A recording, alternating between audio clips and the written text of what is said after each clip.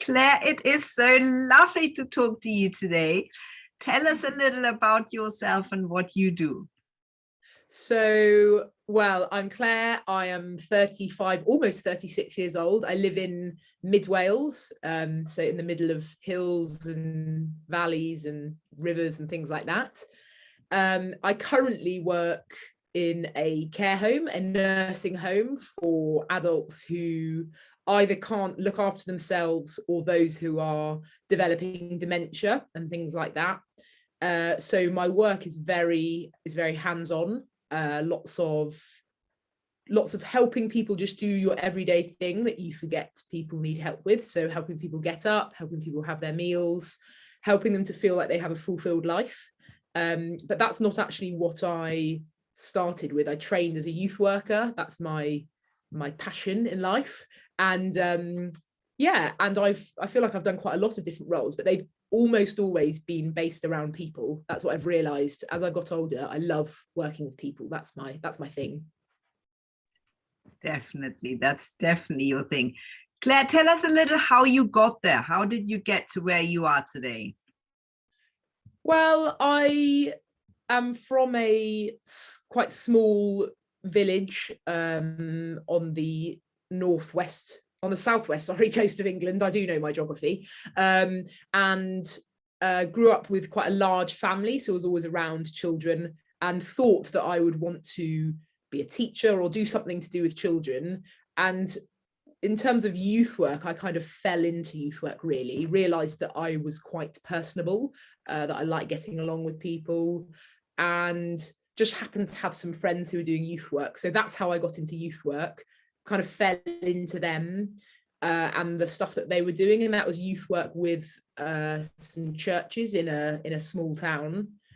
And yeah, I think the 6 years of doing youth work really cemented my interest in helping young people to kind of experience the fullness of life. That's the only way I can describe it, really, to help young people to be empowered, to help them to see what they can offer. I finished there and I did some work in care, and and was kind of exploring how I wanted to work with people and where else I could go. And then I had this light bulb moment and thought, well, why have I not thought about nannying? And then fell into nannying and just loved that so much. And that was very different because it was more about the family as a whole, I think, but obviously working closely with the children. And there was something so lovely about the belonging in that, I found. And I feel like it's influenced actually quite a lot of what I've done afterwards. This idea that everyone wants to belong and everyone needs to belong. And I, as you know, felt quite like part of the family. And so that's influenced then, after finishing that nannying role, what I went on to do, because I then went on to foster two teenage boys. And this sense that things hadn't worked out with them, with their biological families. And again, that need to belong, that desire for them to belong, feel like they're wanted, feel like they are valued and important to someone. And they've both, well, one of them's grown up now, the other one is still in care. And it sparked, even before that, it sparked a real passion for adoption and fostering, and wanting to encourage others and equip others to do it, not just myself, wanting to make sure that that's something that's thought about not as a kind of last resort almost for adoption, but that actually people would choose to adopt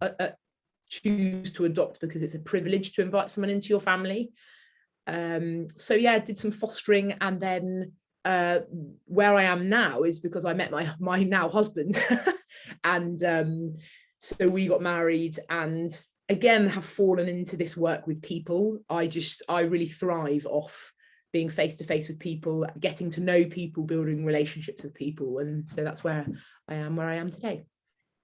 I love that. Thank you for sharing that, Claire. And yes, you will always be part of our family. That's a sure thing. But I would love to understand what motivates you. What feelings does it bring out in you? How did you know that you want to be of service? What is that motivation, sort of that deep motivation? Where does that come from? Mm. I think sometimes it surprises you, and I don't think it's easy to know where it comes from. And I remember as a young person being asked, oh, what do you want to do when you're older? And where do you want to study at university? And all these things.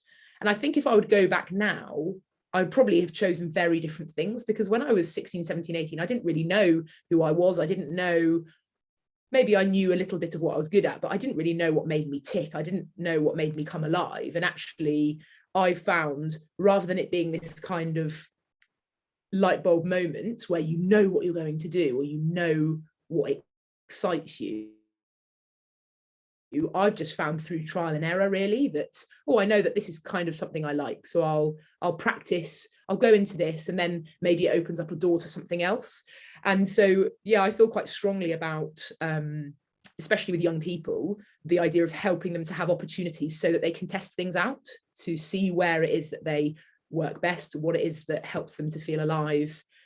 So yeah, I think I always knew I loved people, but I wouldn't have been able to say at all what kind of work I wanted to do or how I wanted to make a difference when I was that age. So it really has been just testing the waters really, and seeing where I end up.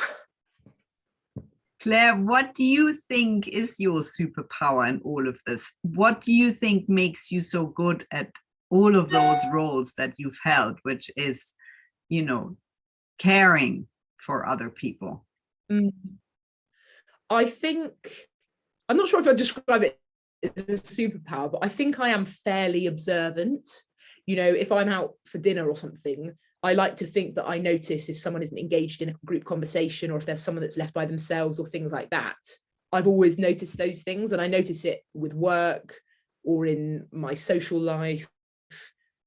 I think that's quite a powerful thing to be able to utilize, that you notice the ones who are forgotten about, or you notice maybe something that someone hasn't said but they're communicating in a different way, and that's really, really valuable, I think.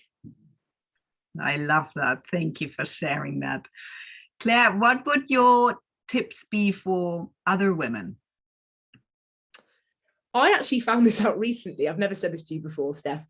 My dad said to me that when I was little, my mum had said to my dad, because I grew up with all boys in the house, that she had said to my dad, I want to make sure that Claire never feels like there's anything that is too impossible for her. I never want her to feel like she's quashed, or she can't do something. And I'd never heard this before. And it was really quite profound, I think. Not that my parents or my family had ever said this to me or reiterated it, but it had obviously been used in the way that they brought me up. And so I feel as a woman that there isn't anything that's too difficult. There's nothing that is, there's nothing that's I shouldn't really be involved in, or is not really for me, that if I wanted to be involved in that, I could. And so, yeah, I feel like the thing I would share with other women is, don't feel like who you are limits you, and the way people view you, don't feel like that limits you as well. And that the possibilities, it feels like, are endless. And it almost feels like if you can see that fence or that gate up ahead, don't think that that's the end of it for you, that there's more beyond it. That's how I feel. I love that, Claire, and it makes me think. Jada, my daughter's been writing an essay today about Oprah Winfrey, and she wrote a quote that resonated with me, which is exactly what you said. You might be disadvantaged in certain ways. You might be economically disadvantaged. You might have a disability, whatever it is, but that doesn't mean that your mind or spirit are disadvantaged. Definitely. Right? So it sums that up for me. Claire, what is your dream for your future? Where are you pointing your arrow? Wow. I've been thinking about this a lot recently, actually, because a lot of decisions at the moment are based around my husband's job, because he is very location based. But the two things that I've really been mulling over, and I know that I want to be involved in, one is I want to still have a foot in youth work in some way, whether that is voluntary or employment, but I know that I want to be involved in helping to raise that generation.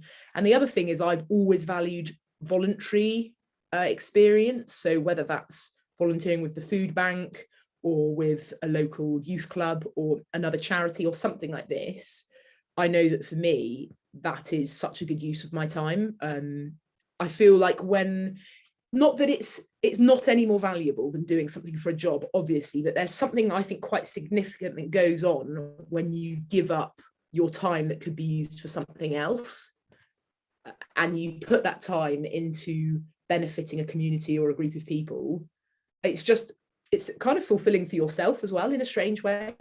It builds you up and it changes you, not just that person or that group of people. So that's where I see myself. I love that, Claire. And you know that that resonates with me a lot. Thank you, Claire, for sharing all of this with me today. Oh, well, thank you for inviting me.